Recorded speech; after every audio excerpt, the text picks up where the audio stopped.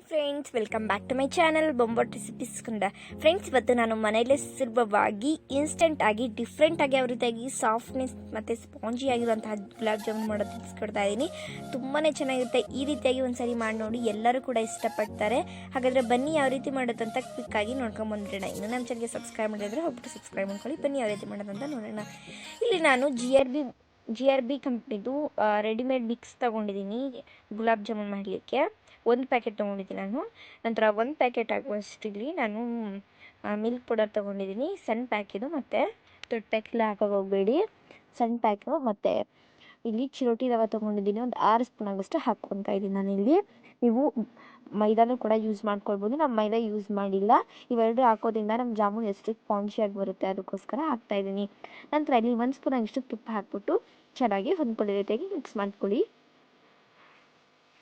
Friends, ಈ ರೀತಿ ಮಾಡೋದ್ರಿಂದ ಜಾಮೂನ್ ಯಾರು ಇಷ್ಟಪಟ್ಟು ತಿನ್ನಲ್ಲ ಅವರು ಕೂಡ ತಿಂತಾರೆ, ಅಷ್ಟು ಟೇಸ್ಟಿಯಾಗಿರುತ್ತೆ. ಒಂದು ಸರಿ ಮಾಡಿ ನೋಡಿ. ಈ ರೀತಿ ಉಂಡೆ ಕಟ್ಟಿ ಅಲ್ಲಿ ತನಕ ಕಲಿಸ್ಕೊಳ್ಳಿ ನೀಟಾಗಿ.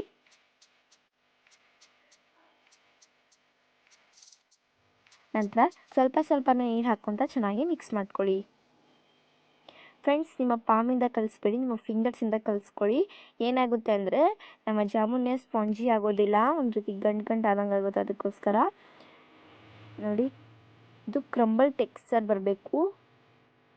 ಈ ರೀತಿಯಾಗಿ ಬಂದರೆ ಚೆನ್ನಾಗಿ ಬರುತ್ತೆ ನಮ್ಮ ಜಾಮೂನ್ಸ್.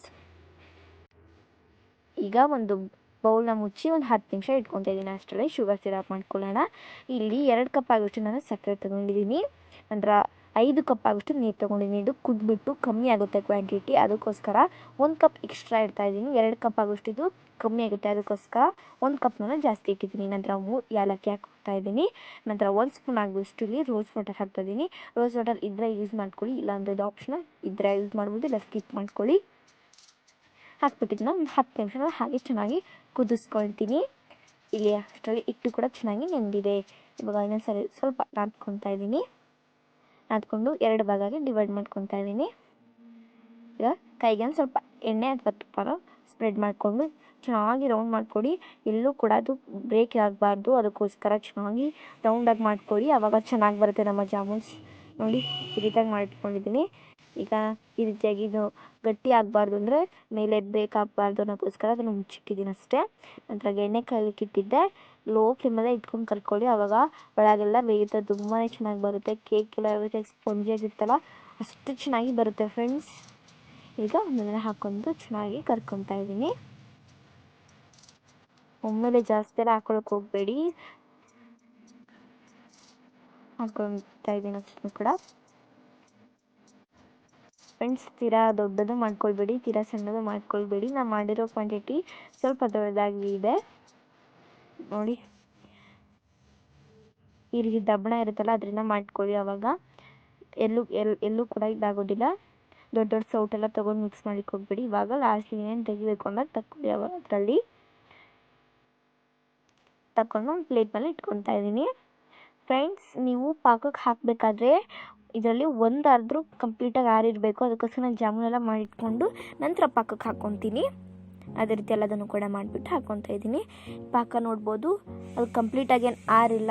ಈ ಜಾಮೂನ್ಸ್ ಮಾತ್ರ ಕಂಪ್ಲೀಟಾಗಿ ಕೂಲ್ ಮಾಡ್ಕೊಳ್ಳಿ, ಆವಾಗ ಚೆನ್ನಾಗಾಗುತ್ತೆ ಜಾಮೂನ್ಸ್. ಎರಡೂ ಕೂಡ ಬಿಸಿ ಇತ್ತು ಅಂದರೆ ಅದೇನಾಗುತ್ತೆ ಅಂದರೆ ಫುಲ್ಲಾಗಿ ಇದಾಗಿಬಿಡುತ್ತೆ, ಆಗೋ ಚಾನ್ಸಸ್ ಇರುತ್ತೆ ಜಾಮೂನ್ಸ್. ಅದಕ್ಕೋಸ್ಕರ ನೀವು ಒಂದಾದರೂ ಆರಿರಬೇಕು, ಆವಾಗ ಮಾತ್ರ ಹಾಕ್ಕೊಳ್ಳಿ. ಅದಕ್ಕೋಸ್ಕರ ದೊಡ್ಡ ಪಾತ್ರೆಯಲ್ಲಿ ಮಾಡ್ಕೊಳ್ಳಿ, ಇಲ್ಲ ಒಂದ್ರ ಮೇಲೆ ಒಂದಾದರೆ ಬ್ರೇಕ್ ಆಗೋ ಚಾನ್ಸಸ್ ಇರುತ್ತೆ. ಇವಾಗ ನಾನು ಕಟ್ ಮಾಡಿ ತೋರಿಸ್ತೀನಿ. ಇದು ಡ್ರೈ ಜಾಮೂನ್ ನೋಡಿ, ನೀವು ಎಷ್ಟು ಚೆನ್ನಾಗಿ ಒಳಗೆ ಸ್ಪಾಂಜಿಯಾಗಿ ಬಂದಿದೆ ಅಂತ ನೋಡ್ತಾ ಇದ್ದೀರಲ್ಲ. ತುಂಬಾ ಇದು ಡ್ರೈ ಆಗಿ ತಿನ್ನೋಕೆ ಕೂಡ ತುಂಬಾ ಚೆನ್ನಾಗಿರುತ್ತೆ. ಇವಾಗ ಅದಕ್ಕೆ ಪ್ಲೇಟ್ ಮುಚ್ಚಿಬಿಟ್ಟು ಒಂದು 2 ಗಂಟೆಗಳ ಕಾಲ ಹಾಗೆ ಇಡ್ತೀನಿ. ಹಾಗೆ ಇಟ್ಬಿಟ್ಟು ಸರ್ವ್ ಮಾಡ್ಕೊಳ್ಳೋಣ. ತುಂಬಾ ಚೆನ್ನಾಗಿತ್ತು. ನೀವು ಒಮ್ಮೆ ಟ್ರೈ ಮಾಡಿ. ಇನ್ನೂ ನಮ್ಮ ಚಾನಲ್ಗೆ ಸಬ್ಸ್ಕ್ರೈಬ್ ಮಾಡಿಲ್ಲ ಅಂದರೆ ರೆಡ್ ಕಲರ್ ಕಾಣ್ತಿರೋ ಸಬ್ಸ್ಕ್ರೈಬ್ ಬಟನ್ನ ಕ್ಲಿಕ್ ಮಾಡ್ಕೊಳ್ಳಿ. ಪಕ್ಕದಲ್ಲೇ ಕಾಣ್ತಿರೋ ಬೆಲ್ಲೈಕನ್ನ ಕ್ಲಿಕ್ ಮಾಡಿಕೊಂಡು ಆಲ್ ಅಂತ ಆಪ್ಷನ್ ಕ್ಲಿಕ್ ಮಾಡಿದ್ರೆ ನನ್ನ ಪ್ರತಿ ವಿಡಿಯೋ ನೋಟಿಫಿಕೇಷನ್ ಮೊದಲು ನಿಮಗೆ ಬರುತ್ತೆ. ಅಂದರೆ ಮತ್ತೆ ಮುಂದಿನ ವಿಡಿಯೋದಲ್ಲಿ ಸಿಗ್ತೀನಿ. ಅಲ್ಲಿ ತನಕ ನೋಡ್ತಾ ಇರಿ Bombat recipes Kannada. Thank you for watching.